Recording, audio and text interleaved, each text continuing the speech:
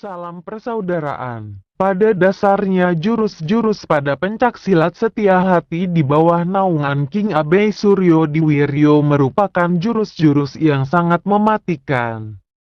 Jurus ini bukan hanya membuat lawan cacat fisik, melainkan bisa membunuh lawan yang menghadapinya. Dalam proses pembentukan IPSI yang pertama, Persaudaraan Setia Hati Terate mendapat protes keras dari banyak guru besar berbagai aliran pencaksilat di Indonesia. Karena teknik dan jurus PSHT bisa menyederai sesama pendekar di ajang kejuaraan antar pendekar di suatu hari di masa mendatang nanti.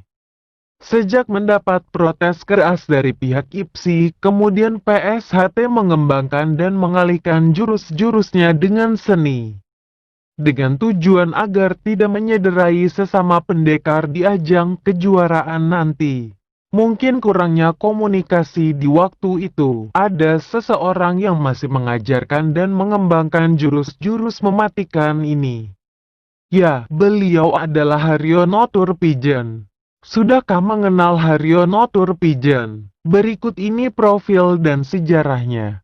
Haryono Turpijen lahir pada tanggal 28 Agustus tahun 1929 di Yogyakarta dan tumbuh besar di Madiun.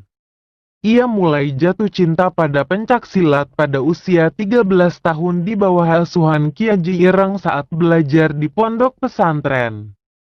Kemudian, Haryono diasuh oleh guru besar Ki Nyabei Surodiwiryo dan Ki Hajar Harjo Utomo, yang tak lain dan tak bukan adalah pendiri Persaudaraan Setia Hati Terate.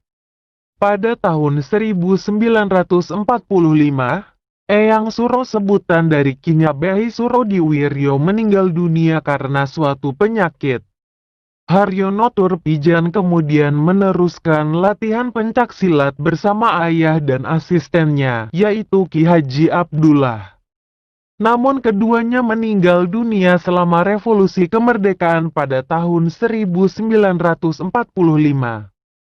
Semenjak saat itu, Haryono Turpijen melewati masa krusial. Ia tinggal selama 13 tahun di hutan Indonesia. Namun, di hutan ia belajar dan belajar, serta menjadi murid dari dua guru besar pencaksilat. Antara lain Bapak Jamaet dan Bapak Cokro, sekaligus untuk mendalami ilmu pencaksilat dan tenaga dalam. Selama waktu itu, Haryono Turpijen tidak dapat melakukan interaksi dengan dunia luar, bahkan dengan keluarganya sendiri. Pada tahun 1946, ia bergabung dengan Tentara Indonesia, Divisi Kodam 3 atau yang lebih dikenal Siliwangi Divisi 3, yaitu di bawah Komando Jenderal Abdul Haris Nasution.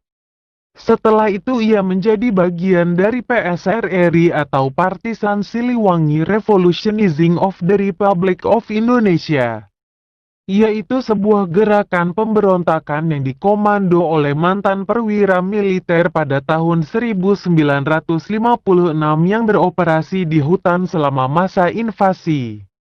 Kemudian pada tahun 1966, Haryono Turpijen pergi dan mulai menetap di Belanda, tempat di mana ia menjadi penggagas pencaksilat daratan Eropa. Baginya, pencaksilat bukanlah senama akrobatik, akan tetapi murni gerak seni dan bela diri yang keras dan efektif. Haryono Turpijen punya pandangan tersendiri dalam pencaksilat. Gaya dan karyanya yang sangat keras karena juga mendapat pengaruh dari aliran sekolah silat di Jawa Barat. Pengalaman hidupnya di dalam hutan, latihan di berbagai perguruan pencaksilat terutama aliran Persaudaraan Setia Hati Terate. Semua itu memungkinkan Turpijen untuk mengembangkan pencaksilat dengan karakternya sendiri. Dia berani mengubah filosofi pencaksilat dari keindahan yang dinilainya semu menjadi seni pertarungan murni yang keras dan sangat mematikan. Di tanah Eropa, pencaksilat disuguhkan dengan cara yang berbeda, tentunya berada di luar pakem dari Persaudaraan Setia Hati Terate. Namun langkah Haryono Turpijen ini malah menimbulkan ketidakharmonisan dengan pengurus Ikatan Pencaksilat Indonesia atau IPSI. Ketidakharmonisan ini cukup mengganggu para guru besar pencaksilat di Indonesia, mengingat reputasi Turpijen sangat diperhitungkan.